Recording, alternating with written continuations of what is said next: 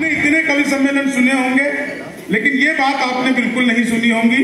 आदरणीय मैम, आप भी अभी एक दिन पहले राजभवन में थी और पूरे कार्यक्रम में आप लोगों ने बहुत अप्रिशिएट किया, लेकिन ये बात मैंने वहां भी नहीं सुनाई।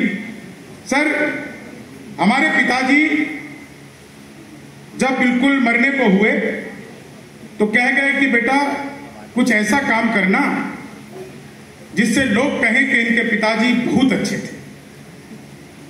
अब मैंने सोचा कि आज तक कभी पिताजी ने कोई ऐसा काम किया नहीं। जो भी घर के पास से गुजरा उसको गाली दी, किसी से सीधे मुंह बात नहीं की। अब अंतिम समय में हमसे कह रहे हैं कि कुछ ऐसा करना कि लोग कहें कि पिताजी बहुत अच्छे आदमी थे। ये भी नहीं कि हम अच्छे थे, पिताजी बहुत अच्छे थे। अब हम दो भाई हैं, विजय सर, हम दो भाई हैं। पिताजी चले गए, अब हम अपने दरवाजे पर लाठी लेकर बैठते हैं। जो भी गुजरता है उसको न केवल गरियाते हैं बल्कि लाठी लेकर दौड़ा के मारते हैं। और भागते भागते वो कहता है कि इससे अच्छे तो इसके पिताजी थे जो खाली गाली देकर छोड़ देते थे, ये तो मारता भी है।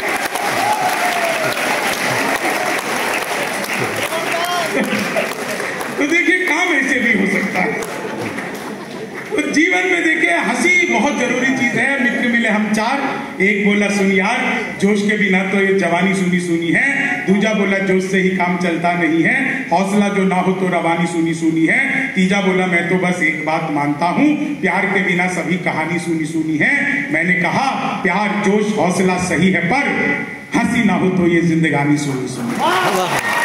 जीवन में हंसी जरूर होनी चाहिए, लेकिन हंसी के साथ एक बात हमेशा याद रखिए कि हंसी हमेशा किसी विकृति पर नहीं होनी चाहिए, किसी का उपहास नहीं उड़ाना चाहिए।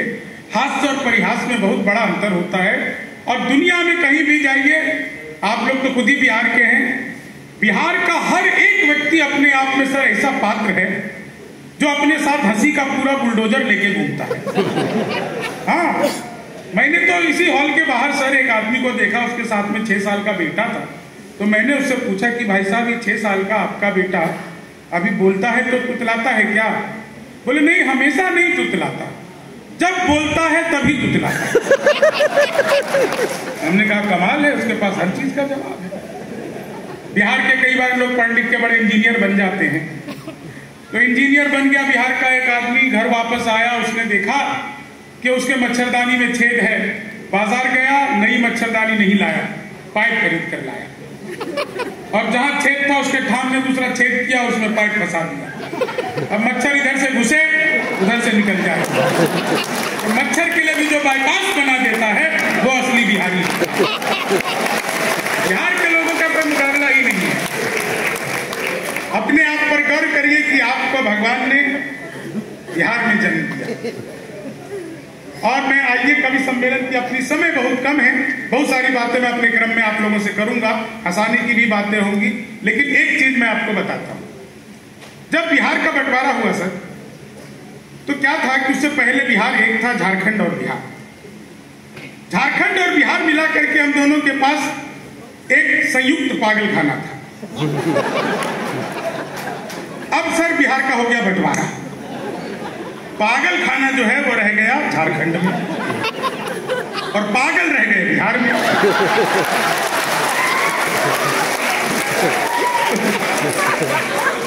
समस्या हो जाती है सर।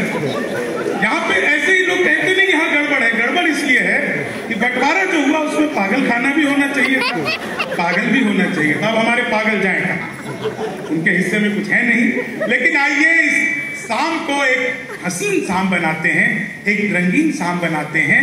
एक चीज ध्यान रखिए कि ये राष्ट्र के नाम की शाम है। राष्ट्र में हंसना गाना सब कुछ चलेगा, लेकिन जिस महापुरुष को समर्पित ये शाम है उसको भी हमें याद रखना है। पहले कवि के रूप में हमारे बिहार के ही आदरणीय कुंदन जी हैं, उनको मैं बुलाना चाहता हूँ, वो आए। कुंदन आनंद जी समस्तीपुर के रहने वाले हैं और बहुत बेहतरीन गीत लिखते हैं, आपको आकर के सुनाएंगे। तालियां थोड़ी सी कमजोर है, ताली ऐसे नहीं बजाई जाती। देखो एक तरीका बता देता हूं, जितनी भी यहाँ पर महिलाएं हैं शादीशुदा, बायां हाथ उठाइए और हथेली पर अपने पति का फोटो देखिए। फिर जो आपका मन करे। उधर देखो कोने में महिला बजाने भी लगी। पुरुष भी निराश ना हो, दाहिना हाथ उठा लो। भाभी जी का फोटो नहीं दे